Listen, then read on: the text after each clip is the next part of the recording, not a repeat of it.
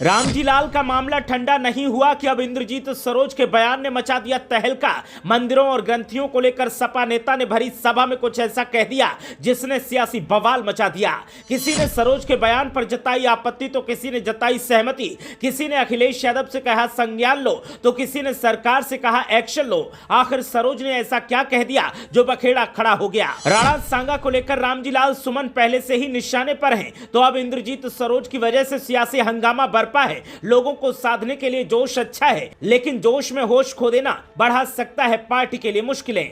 रामजी लाल सुमन का मामला अभी ठंडा नहीं पड़ा था कि अब समाजवादी पार्टी के महासचिव और विधायक इंद्रजीत सरोज ने देवी देवताओं और मंदिरों को लेकर जो बयान दिया है उसने उत्तर प्रदेश की सियासत में बवाल मचा दिया है। उत्तर प्रदेश की सियासत में एक बार फिर समाजवादी पार्टी के नेताओं, उनकी मानसिकता और समाजवादी पार्टी को लेकर सवाल खड़े होने लगे हैं और ये सवाल सत्ताधारी पार्टी के नेता, विधायक, मंत्री खड़े कर रहे हैं। सत्ताधारी पार्टी एक बार फिर समाजवादी पार्टी पर हिंदू विरोधी होने का आरोप लगा रही है और इस सब के पीछे वजह है इंद्रजीत सरोज का वो बयान जिसने सोशल मीडिया पर तहलका मचा दिया है। इंद्रजीत सरोज जोश में ऐसे आए कि जनसभा में मौजूद लोगों को अपने पाले में करने के लिए ऐसा बयान दे डाला जिसने कई सवाल खड़े कर दिए। इंद्रजीत सरोज ने मंदिरों को लेकर जो बयान दिया है उसने बवाल मचा दिया है। इंद्रजीत सरोज ने कहा कि मंदिरों में अगर ताकत होती तो महमूद गजनवी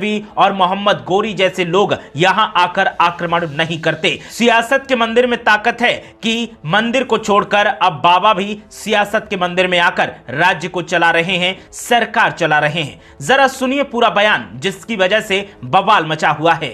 इस देश के अंदर कमर में झाड़ू बांध के चलना पड़ता था कि जहां तुम बैठो बाद में उठो तो निशान मिटाए दो। पैर में चीथड़े पुराने कपड़े बांध के चलना पड़ता था जिससे तुम्हारे पैर के निशान मिटते चले जाएं, दूसरे का पैर ना पड़े। ये भारत देश का इतिहास है जो आज हमें नकली हिंदू बना के हमारे वोट का सौदा करते और राजपाट लेके हेलीकॉप्टर से चलते हैं।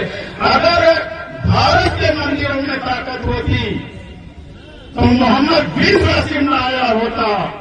भारत के मंदिरों में ताकत होती तो महमूद गजनवी आया होता। भारत के मंदिरों में ताकत होती तो मोहम्मद गोरी न आया होता और इस विरुद्ध को लूटने का काम न किया होता। इसका मतलब मंदिरों में ताकत नहीं थी।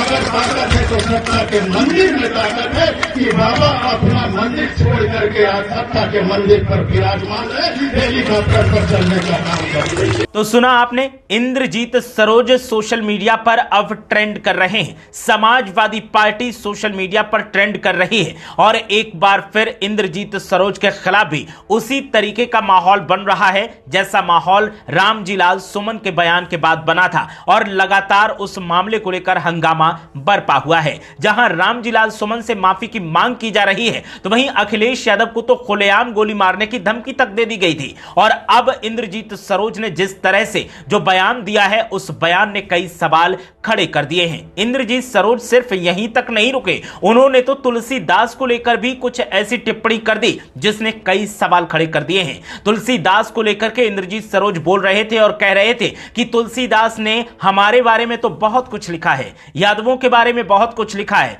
अन्य समाजों के बारे में बहुत कुछ लिखा है, लेकिन ठाकुरों और ब्राह्मणों के बारे में नहीं लिख पाए। शायद उनके अंदर इतनी हिम्मत नहीं थी। इंद्रजीत सरोज के ये बयान अब सोशल मीडिया पर हंगामा काट रहे हैं। सियासी जानकार समाजवादी पार्टी के आला कमान को जगाने की कोशिश कर रहे हैं और चेतावनी दे रहे हैं कि ऐसे बयानों पर आपको लगाम लगानी होगी, ऐसे बयानों को आपको रोकना होगा और ऐसे नेताओं को भी रोकना होगा क्योंकि ये लोग आपको सियासी तौर पर नुकसान पहुंचा सकते हैं। कुछ वक्त पहले आपको याद ही होगा कि जब स्वामी प्रसाद मौर्य बीजेपी छोड़कर समाजवादी पार्टी में आए थे तो उन्होंने रामचरितमानस को लेकर जिस तरीके की बयानबाजी की थी उससे समाजवादी पार्टी को काफी नुकसान हुआ था और अब इंद्रजीत सरोज ने जो बोला है उससे विवाद पैदा हो रहे हैं। समाजवादी पार्टी के आला कमान से लगातार सत्ताधारी पार्टी के नेता, विधायक, मंत्री और प्रवक्ता सवाल कर रहे हैं कि क्या आप इंद्रजीत सरोज के इस बयान से इत्तेफाक रखते हैं या फिर ये इनका व्यक्तिगत बयान है। समाजवादी पार्टी की तरफ से फिलहाल तो कोई आला कमान ने प्रतिक्रिया नहीं दी है,